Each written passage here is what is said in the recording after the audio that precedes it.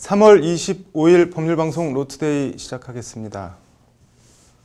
서울시장과 부산시장을 뽑는 4.7 보궐선거 공식 선거운동이 오늘부터 시작됐습니다. 대선을 1년여 앞두고 대선 전초전 성격을 띠고 있어 여야 모두 사활을 걸고 있는데요.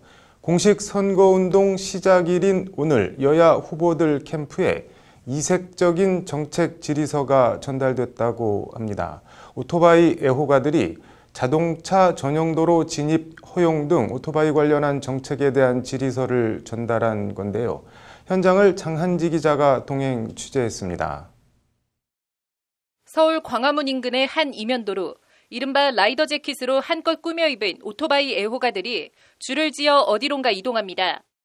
잠시 뒤 이들이 도착한 곳은 서울 종로구 안국동 더불어민주당 박영선 서울시장 후보 캠프가 위치한 한 빌딩. 유튜브에서 라이딩 로이어로 활동하고 있는 이호영 변호사 등 오토바이 애호가들이 오토바이 관련 정책 질의서를 전달하기 위해 박영선 후보 캠프를 찾은 겁니다. 이륜차 정책에 대한 공약이 없어서 그 부분에 대한 좀 정책팀에서 한번 판단해보시고 그런 공약이나 정책에 대해서 한번 의견을 좀 달라는 그런 입장입니다. 언제까지 질의서인가요? 3월 30일. 3월 30일. 네, 다음 주에. 잘 다녀오겠습니다. 많이 좋았습니다. 네. 박영선 후보 캠프에 정책 질의서를 전달한 이들은 이어서 서울 광진구 자양동에 위치한 국민의힘 오세훈 후보 캠프로 이동했습니다. 다음 주 한 3월 31일 정도까지 한번 그 정책팀에서 이륜자동차 운전자들의 어떤 그런 권리 침해 상황을 어떤 식으로 서울시장이 되시면 개선할 수 있는지. 그건 내가 그냥 전달을 할게. 31일까지 이메일 주소로 준다. 오늘 정책 질의서 전달은 이호영 변호사 외에 대한라이더연합 박무혁 대표, 유명 유튜브 채널 달려라 은희 운영자 최혜은 씨, 모토잡스 운영자 배지협 씨 등 4명이 참여했습니다. 코로나19 방역 수칙을 지키기 위해 4명으로만 일종의 라이더 대표팀을 꾸린 건데 총 7쪽짜리 정책 질의서엔 코리아 라이더 밴드, 대학생 이륜차 동아리 연합 등 여러 단체들이 이름을 올리며 함께했습니다. 자동차랑 이륜 자동차랑 똑같은 세금을 내고 그다음 똑같이 보험도 적용을 하고 있는데 운전자로서 똑같은 대우를 받지 못하고 있는 그런 부분에 대해서 좀 부당하다고 저는 생각이 좀 들어서 이런 부분에 대해 많은 분들이 좀 똑같은 운전자. 오토바이 애호가들이 가장 불합리한 차별로 여기는 건 자동차 전용도로 진입 전면 제한입니다. 현행 도로교통법 제15조 3항은 바퀴 2개 달린 이륜차는 자동차 전용 도로를 통행해선 안 된다고 규정하고 있습니다. 이를 위반하면 1년 이하의 징역 또는 1,000만 원 이하의 벌금에 처하도록 하고 있습니다. 이는 오토바이는 위험할 것이라는 막연하고도 잘못된 추측에 기반한 것으로 아무 근거가 없다는 것이 오토바이 애호가들의 주장입니다. 이들은 2015년 7월 서울시가 영등포구에 위치한 노들길의 자동차 전용도로 8.5km 전 구간을 해제하고 오토바이가 이용할 수 있게 했지만 이후 사고가 급증했다는 등의 사정은 전혀 없다는 점을 정책 질의서에 적시했습니다. 그러면서 박영순, 오세훈 두 후보가 자동차 전용 도로를 해제하거나 오토바이 진입을 허용할 의향은 없는지, 지자체장의 권한 받기라면 입법 보완을 통해 풀어야 한다고 생각하는지 등 질문을 정책 질의서를 통해 던졌습니다. 이 정책 질의서를 전달하면서 그 정책 질의에 대한 답변을 이제 보궐선거 사전투표일 전전날인 3월 31일까지 달라. 3월 31일까지 답변이 오면 그것을 전국의 이륜자동차 라이더들에게 다 공개하고 우리가 후보자의 선택을 위한 참고 자료로 활용하겠다. 이렇게 밝힌 상태입니다. 비슷한 시각 부산에서도 오토바이 애호가들이 국민의힘 박형준 부산시장 후보 캠프에 같은 정책 질의서를 전달했습니다. 저희는 이륜자동차 시민단체 총연합회 부산 대표로 지금 박형준 선거사무실 앞에 나와 있는데요. 자동차 전용 도로와 각종 이륜차 라이더들의 권익을 각 후보들에게 여쭙기 위해서 저희가 의견서를 제출하기. 이들은 이어 더불어민주당 김영춘 부산시장 후보 캠프로 이동해 역시 같은 정책 질의서를 전달했습니다. 저희가 박영준 선거사무실 이후로 지금 김영춘 부산시장 후보 사무실에 와서 그 질의서를 전달을 드리려고 합니다. 같이 한번 가보시죠. 자동차 전용도로 통행 금지 외에도 화물차나 버스와 같은 대형차와 함께 묶여 도로 바깥 차선으로 운행해야 하는 지정차로제나 비싼 보험료, 그리고 오토바이 주차장 부족이나 주차 거부 등 오토바이 운전자들은 수많은 불합리한 차별 대우를 받고 있다는 것이 이들의 하소연입니다. 일단 주차. 네. 주차장에서 주차 거부하는 것들이 너무 많아요. 주차를 관리하시는 분들이 거부를 하시는데 이거는 엄연히 불법입니다. 거부하시면 안 돼요. 너무 억울합니다, 진짜. 오토바이 관련 정책 질의에 여야 후보들이 응답할지, 응답한다면 어떤 내용일지, 정책 질의서를 전달한 이호영 변호사는 각 후보들의 대응을 가감없이 그대로 공유하겠다고 밝혔습니다. 무응답을 한 사실 자체도 또 하나의 뉴스거리라고 저는 생각을 합니다.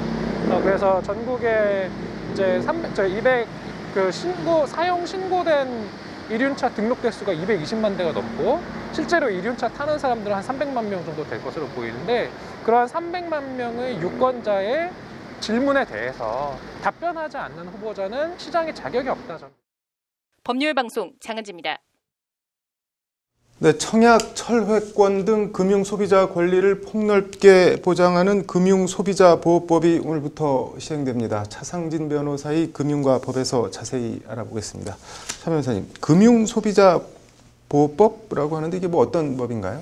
예, 오늘부터 시행되는 금융소비자보호법은 네. 이제 각 금융기관한테 이제 커다란 영향을 미치게 되는데요. 네. 주로 이제 금융기관과 네. 금융소비자가 이제 접촉하는 점인 네. 금융상품 판매와 네. 이제 그로 인한 이제 분쟁에 초점을 맞추고 있는 법률입니다. 네. 과거에도 이제 금융상품 판매 규제는 존재했는데 네. 이것은 이제 각 개별 그 산업법에 이제 규정이 되어 있었습니다. 네. 그러다 보니 이제 통일성이 부족하고 네. 이제 동일한 기능을 하는 상품임에도 네. 그 업권이 다르다는 이유로 이제 네. 다른 규제가 적용되기도 해서 네. 이를 금융소비자보호법이라는 하나의 법률에서 네. 통일적으로 규율하고자 새로 네. 입법되었습니다. 이게 금융소비자보호법이라는 하나의 법률로 통일적으로 규율한다는 게 어떤 의미가 있는 건가요? 네, 이게 생각보다 대단히 좀 커다란 변화가 있는데요. 네. 일단 뭐 가령 예전에 펀드와 변액보험이라는 상품은 이제 일정 기간 동안 금융소비자가 계속 자금을 납입하면 네. 그 운용 결과에 따라서 이제 고객이 수익을 많이 볼 수도 있고 네. 좀 다소 손해를 볼 수도 있고 네. 이런 동일한 기능을 갖는 상품입니다. 네. 근데 이제 이 두 상품이 변액보험은 보험업법에 따른 보험이고 이제 펀드는 자본시장법에 따른 집합투자증권으로 이렇게 취급이 되다 보니까 네. 이에 따라서 뭐 좀 규제 차익이 일부 좀 있었습니다. 뭐 세제 혜택 좀 달리 적용되는 네. 부분들이 있고 뭐 그런 것들이 있었는데 네. 단지 이제 법률의 규정뿐만이 아니라 네. 각 법률 규정이 운영되는 금융정책 차원에서도 네. 이제 각 상품을 다루는 그 감독기관의 담당자와 네. 그 부서가 다르다 보니까 네. 각기 또 다른 규제를 하게 되고 네. 그래서 동일한 기능을 하는 상품임에도 펀드 판매에 대해서 일정한 가이드라인이 만들어졌는데 네. 이것이 뭐 변액보험에 대해서는 적용이 안 된다든지 네. 아니 변액보험에 대해서 가이드라인이 만들어졌는데 네. 이거는 펀드에 적용이 안 된다든지 뭐 이런 상황들이 좀 발생을 했었습니다. 네. 근데 이제는 금융소비자국이라는 네. 하나의 국에서 금융소비자 보호라는 하나의 측면에 대해서 하나의 법률로 이제 규율을 하기 때문에 네. 여러 이제 그 기능이 같은 상품이라면 네. 동일하고 획일적이면서 보다 체계적인 네. 그런 관리가 가능해지게 됩니다. 이게 금융 소비자들 입장에서는 구체적으로 그럼 뭐가 어떻게 달라지는 건가요? 예, 먼저 금융상품 판매 시에 네. 이제 6대 판매 규제라는 것이 있는데요. 네. 이것이 전 영업권에 적용이 됩니다. 네. 그 내용은 이제 뭐 적합성 원칙, 적정성 원칙, 그다음에 상품 설명 의무, 그다음 불공정 영업행위 금지, 부당 권유 금지, 그다음에 허위 및 과장 광고의 금지 등으로 이제 구성이 되어 있는데요. 네. 뭐 요 내용들은 원래는 이제 자본시장법이라든지 일부 법률에 있었는데 네. 그런 것들이 보다 이제 세밀해지고 디테일해져서 모든 네. 업권에 확대 적용된다라고 네. 볼 수 있습니다. 그리고 특히 청약철회권이 이제 좀 되게 이슈가 많이 되는데 네. 이것은 이제 단순 변심의 경우에도 네. 금융소비자들이 언제든지 이제 그 계약을 해지해서 네. 소거시킬 수 있다라는 거고요. 다만 그 이 청약철회권은 아무 때나 행사할 수 있는 건 아니고 네. 계약 체결되고 나서 대출은 14일, 뭐 보험은 15일, 그리고 일부 금융투자 상품의 경우에는 네. 7일 이내에 네. 이렇게 해지를 할 수 있는 그런 권리입니다. 네. 철회권을 행사하면 당연히 원금을 돌려받을 수 있습니다. 네. 이게 그래도 분쟁이나 불만이 발생한 경우에는 구체적으로 그럼 뭐 어떻게 해결이 되는 건가요, 앞으로는? 예, 우선 가장 커다란 변화는 네. 이제 분쟁 조정 시에 이제 네. 그 자료 제출 요구권이 생겼다는 점입니다. 네. 예, 보통 금융 소비자가 자신이 네. 금융 상품으로 인해서 피해를 입게 되면 네. 소송을 할 수도 있지만 금융감독원에 분쟁 조정을 신청을 하는 경우도 대단히 많습니다. 네. 특히나 요새는 이제 분쟁 조정을 더 소비자들이 선호를 하는데요. 네. 근데 이제 문제는 금융 소비자가 이제 뭔가 다투려고 네. 하다 보니까 금융 소비자가 가지고 있는 자료는 내가 다 듣고 이해했고 여러 번 서명했고 네. 뭐 이런 내용들밖에 없는 경우가 많습니다. 네. 그래서 자기가 입은 피해에 대해서 뭔가 증명을 해야 되는데 그 자료들은 대부분 금융기관이 가지고 있죠. 네. 근데 소송에서는 이거를 이제 저희가 판사님한테 네. 이제 신청을 해도 판사님이 이제 명령을 내려주려고 이제 상대방이 네. 이 자료는 뭐 불필요한 자료다 뭐다 이렇게 네. 다퉈오다 보니까 신청이 제대로 안 되고 받아들여지지 네. 않아서 증거 확보에 어려움이 있는 경우가 있는데 네. 이제 금융소비자보호법이 시행이 네. 되고 나서는 네. 이제 그 금융소비자보호법에 따라서 바로 네. 자료를 요구할 수 있게 돼서 네. 보다 이제 소비자가 자신의 피해에 대해서 증명하기 훨씬 용이해집니다. 네. 이제 작성 서류가 많아졌다라는 거는 내가 그만큼 이 의사 결정을 신중히 했고 여러 네. 번 서명을 하면서까지 했다라는 뜻이 되기 때문에 네. 이제 서류가 많아진 것도 좀 번거로워만 하시진 말고 네. 이제 그만큼 내가 지금 중요한 의사 결정을 하고 있다, 신중해야 된다라고 생각하시면 좋을 것 같습니다. 네. 뭐 권리가 늘어난 만큼 신중하게 결정하고 더 꼼꼼하게 서류를 작성해야 한다는 취지 말씀인 것 같네요. 오늘 잘 들었습니다.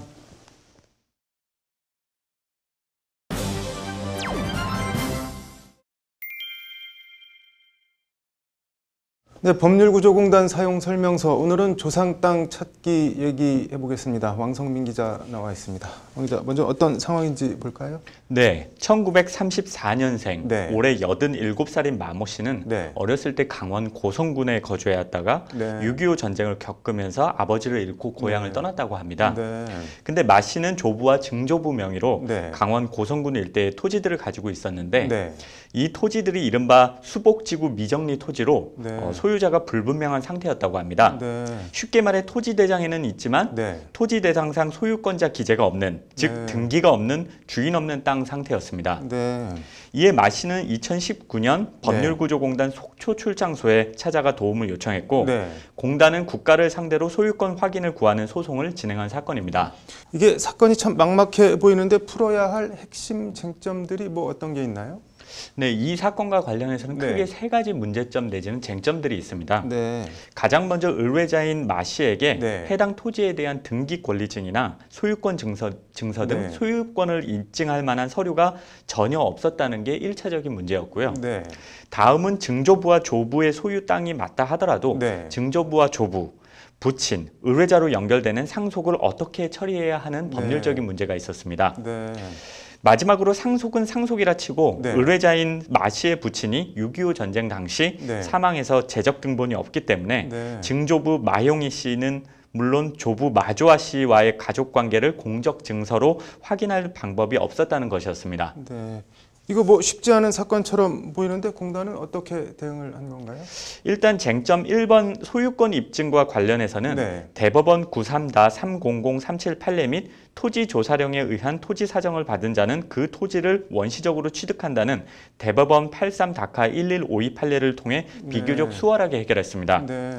두 번째 쟁점은 우리 민법은 1959년 처음 제정돼 60년 1월 1일부터 시행됐는데 네. 민법 시행 전에 호주가 사망한 경우에 그 유산은 호주 상속인이 상속하는 것이 그 당시의 관습이라는 대법원 90-233001 판례를 통해 네. 상속권 문제도 해결했습니다. 네. 좀 어렵게 들리기도 하는데 네. 쉽게 말해 기존에 확립된 대법원 판례를 통해 네. 토지 소유권과 상속권 문제를 해결했다 이렇게 보시면 될 것 같습니다. 네. 문제는 3번 쟁점이었는데요. 네. 그렇다면 증조부나 조부, 네. 부친과의 가족관계를 증명할 수 있는 아무런 문서가 없는 의뢰자 마 씨가 네. 해당 토지에 대한 상속권자임을 어떻게 입증하냐가 가장 까다로운 문제였습니다. 뭐 그래서 어떻게 풀었나요? 앞서 언급한 대로 가장 문제가 됐던 것은 3번 쟁점이었는데요. 네. 의뢰인이 유일하게 입증 자료라고 가져온 것은 족보가 전부였는데 네. 이것만으로는 가족관계를 입증하기에 부족했고 재판부 역시 이 부분에 대한 입증이 필요하다고 지적했습니다. 네. 이에 담당 변호사는 해당 토지의 토지조사부, 의뢰인 마씨 작은 아버지의 재적등본 등 가족관계를 입증할 수 있는 관련 서류를 확보하기 네. 위해 횡정광세에 적극적으로 사실조회를 신청하는 한편 네. 법원의 성명권 행사를 적극 요청하는 등 대응을 했는데요. 네. 성명권은 법원이 사건의 진상을 명확히 파악하기 위해서 네. 당사자에게 사실관계와 법률 사항에 대한 어떤 질문을 하고 네. 입증을 촉구하는 권한입니다. 네. 그 공단 측은 재판부의 개입을 적극 요청해서 네. 사건에 대한 집중도를 높이기 위해 이 같은 소송 전략을 취한 것으로 보입니다. 네. 뭐 그래서 결과가 좋게 나왔나요? 어떤가요? 네, 다행히도 전부 승소해서 네. 증조부와 조부, 해당 토지에 대한 소유권을 전부 인정받았습니다. 네. 적절한 판례 연구와 적극적인 사실조회 진행, 네. 그리고 재적등본이나 토지조사부 같은 공적장부의 기재 방식까지 고려한 꼼꼼한 검토가 사건 네. 해결에 도움이 되었다는 게 공단의 평가입니다. 네. 관련해서 법률구조공단은 네. 공단문은 언제나 열려 있으니까 네. 법률 도움이 필요한 경우 언제든 공단문을 두드리라고 조언을 했습니다. 뭐 법은 권리 위에 잠자는 자를 보호하지 않는다. 뭐 이런 법원이 생각나네요. 오늘 잘 들었습니다. 네, 이어서 법조계 소식 전해드리겠습니다. 고위공직자 재산 공개에서 김명수 대법원장이 11억 7,800만 원을 신고했습니다. 고위법관 144명의 평균 재산이 37억 6,400만 원으로 나타났습니다. 윤석열 전 검찰총장은 총 69억 원을 신고했지만 대부분 부인명이고 본인 재산은 2억 2천만 원을 신고했습니다. 세월호 사고 당시 박근혜 대통령의 행적에 대해 마약을 하거나 보톡스 주사를 맞고 있었는지 확인해야 한다는 집회 발언이 명예훼손에 해당하지 않는다는 대법원 판결이 나왔습니다. 대법원은 세간의 의혹을 제시한 표현에 불과하다고 판단했습니다. 인터넷 기사에 기자와 쓰레기의 합성어인 기레기라는 댓글을 달았어도 기자에 대한 모욕죄가 성립하지 않는다고 대법원이 판시했습니다. 대법원은 모욕적 표현이더라도 그 내용이 타당성이 있고 표현이 악의적이지 않다면 사회상규에 위배되지 않는다고 판시했습니다. 아이리스라는 가명으로 미국에서 국내로 마약을 대량으로 밀수입한 혐의로 1심에서 징역 9년을 선고받은 40대 여성이 2심에서 징역 7년으로 감형받았습니다. 재판부는 범죄인 인도 절차 과정에서 2년 2개월간 구금됐던 점이 형 집행과 유사하다고 감형 사유를 밝혔습니다. 3월 25일 법률방송 로투데이 마치겠습니다. 시청해 주셔서 감사합니다.